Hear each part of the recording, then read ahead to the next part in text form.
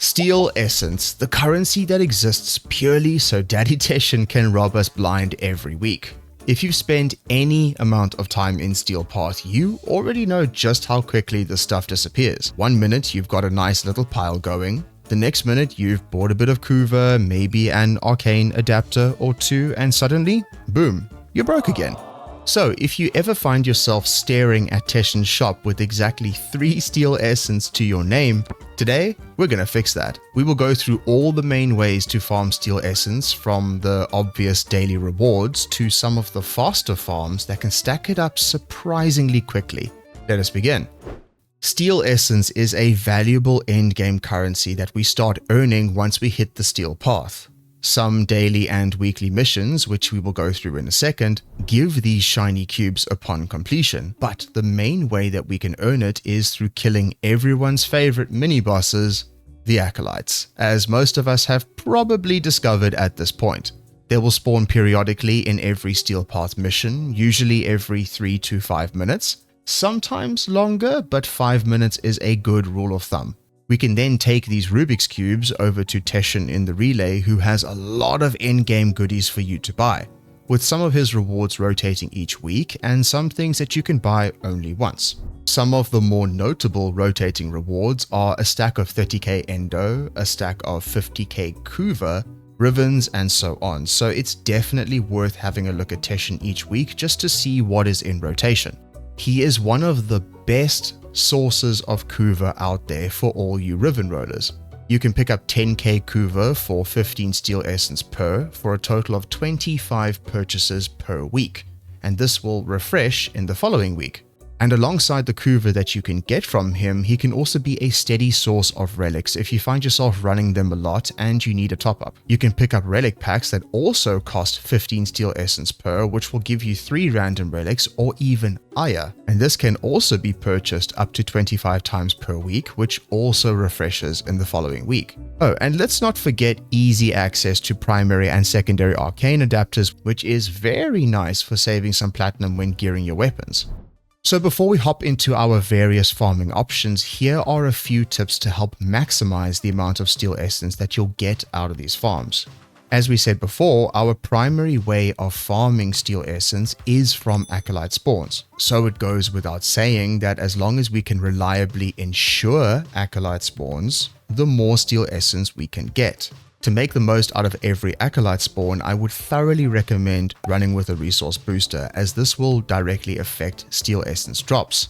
Ordinarily, Acolytes will drop 2 Steel Essence per kill, which will then be doubled with a resource booster, giving us 4 Steel Essence per kill, which isn't too bad, I'd say. If you wanted to increase your potential income even further, you could also run a Smeetakovat with Charm and either Loyal Retriever or preferably Resourceful Retriever in your build.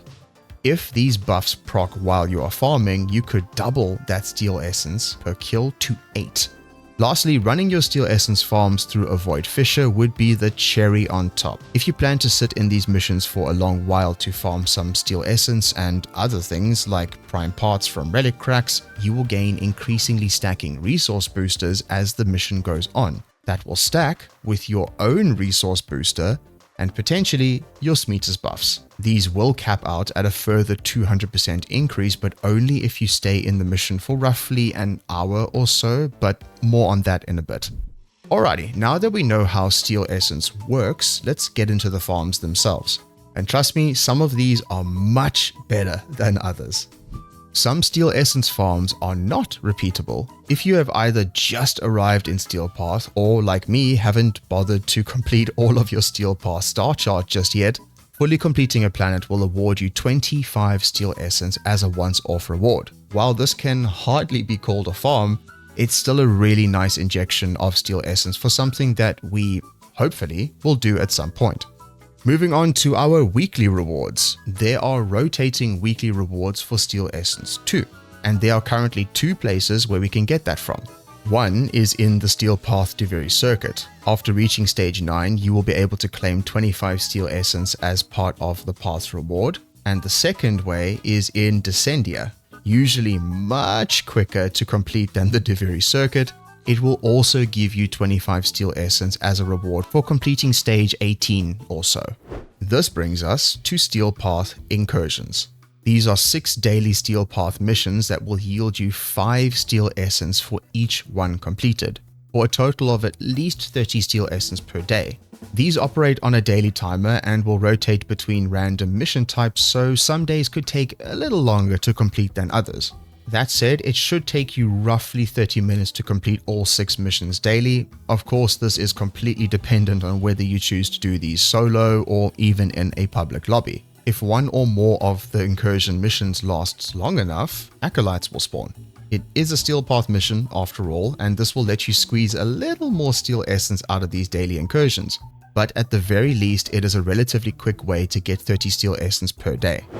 So now we get to the farms themselves. The first set of farms are endless missions. These are one of the best ways to earn Steel Essence because we can just keep triggering acolyte spawns as time goes on, yielding more and more Steel Essence, but not all of them are created equal. So I've decided to lump all of the endless missions together, but we will go through each one very quickly and see which one would be the best for just straight up Steel Essence farming. I would recommend that all of these be done in a fisher of your choice, as I have done, for the boosters that you will get as the mission stretches on, which does make a huge difference as to how much Steel Essence you will get. As a bonus, cracking relics in Fisher missions will grant you 1 additional Steel Essence per relic crack as a nice passive income of Steel Essence. In addition to this, running with a store-bought resource booster would be the most efficient choice. These resource boosters will compound with the ones that you will get from the Fisher mission, leading to significantly more Steel Essence per run. First up is survival. Survival missions have always been a solid and profitable way to earn Steel Essence alongside other rewards.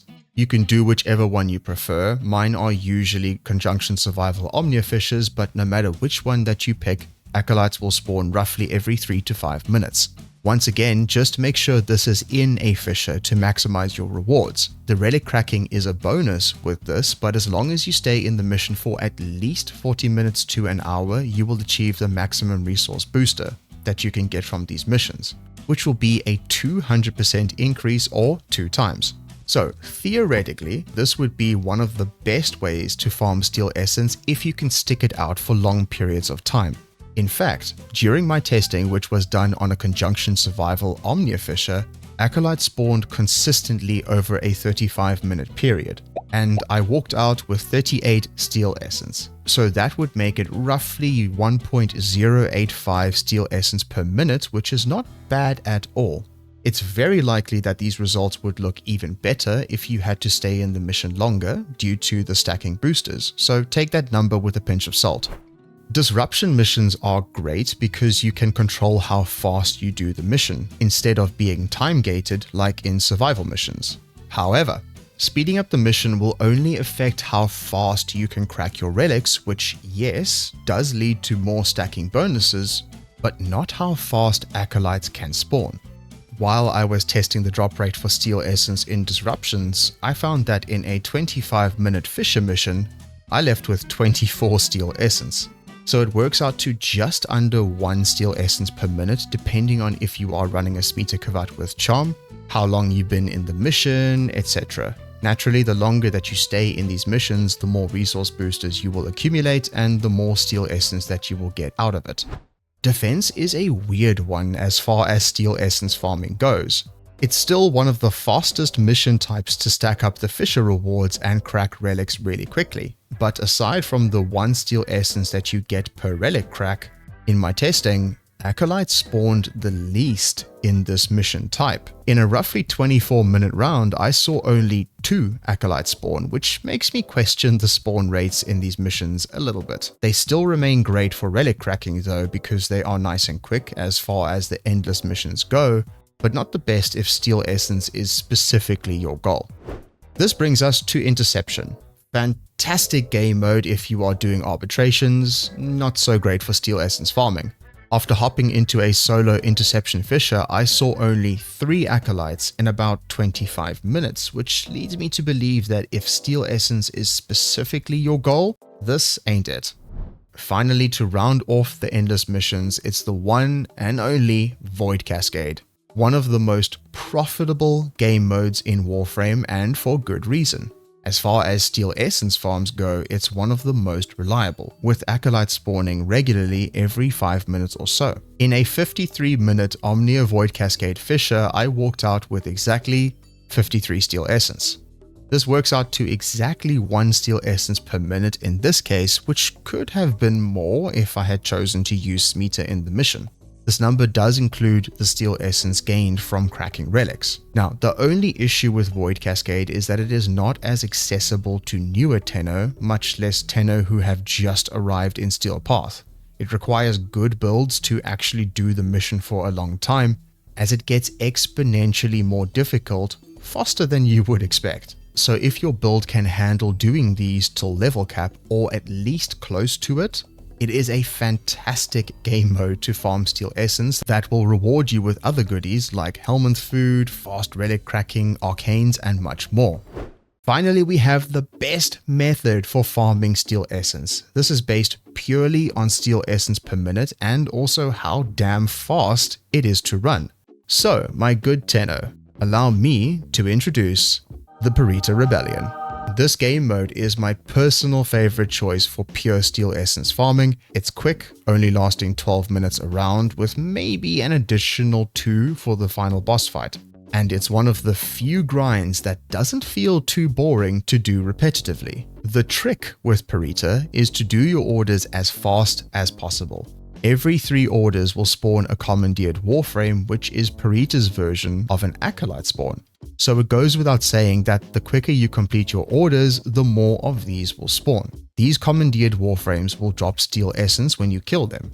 And if you are lucky, you will sometimes get orders that will spawn a commandeered Warframe as part of the task itself, which means even more Steel Essence. The downside is that the Warframes that are spawned in Perita can be a little bullet spongy, so bring your fastest Warframe and also your highest damage one. It's not about how many enemies you can kill, it's about how fast you can complete the objectives. At the end of my Perita runs, I consistently walk out with at least 16 Steel Essence with a resource booster, which works out to 1.33 Steel Essence per minute, making it the fastest game mode to farm Steel Essence specifically. Naturally, endless missions would overtake this number given enough time and also would have more rewards, but it's really hard to beat Perita in terms of raw Steel Essence income. Steel Essence is something that you will naturally accumulate as you play the game. However, if you ever find yourself a bit dry in the Steel Essence department and really need some juicy items from Teshin, then I hope that these farms will help you. Thank you so much for watching to the end. If there's anything that I've missed or if you want to share your thoughts, put it in the comments below. Oh, and before I forget, don't forget to drop a like and subscribe if you enjoyed the video. Until next time, stay safe, Tenno, and I shall see you in the next one.